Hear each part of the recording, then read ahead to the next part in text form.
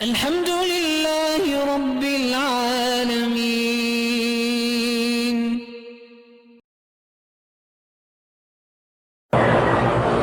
کہتے ہیں جی کہ میری دو بیویاں ہیں، عمرے کے لیے جب میں آ رہا تھا تو ایک سے ناراضگی ہو گئی، تو ناراضگی تو ہونی تھی نا، کیونکہ آپ نے تو نئی بیگم کو لانا تھا نا، پرانے والی تو گھر بیٹھی رہے نا، وہ پرانی ہو گئی، پرانا مال سکریپ ہو جاتا ہے، کون خریدتا ہے؟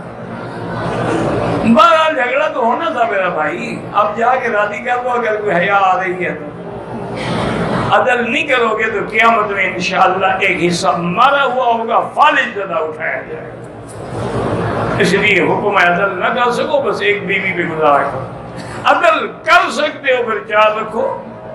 اصل میں ہمارے ہاں دین نہیں ہے، اسلام نہیں ہے، ہندو کی بھی تعلیم ہے۔ یہاں عرب میں آپ دیکھیں، ایک آدمی کی دو بیویاں ہیں، تین ہیں، چار ہیں، اکٹھے رہتے ہیں، اکٹھے کھاتے ہیں، اکٹھے پیتے ہیں۔ اچھا، اللہ کی شان یہ ہے کہ ایک بیوی کے بچے دوسری بیوی پالتی ہے، وہ اس کو ماں کہتے ہیں، اپنی ماں کو ماں ہی نہیں کہتے۔ کوئی جھگڑا نہیں، کوئی لڑائی نہیں۔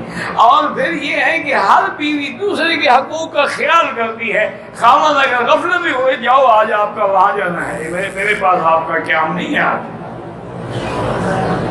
ایک جیسا کپڑا، ایک جیسا زیور، ایک جیسا وقت، مجال ہے کوئی جھگڑا ہو، کوئی اختلاف ہو؟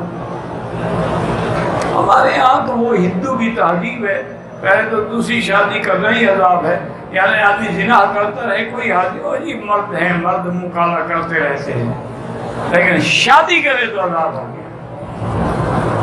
اِنَّا لِلَّهِ وَإِنَّا إِلَيْهِ رَاجِعُونَ۔ دعا کریں اللہ حیا دے۔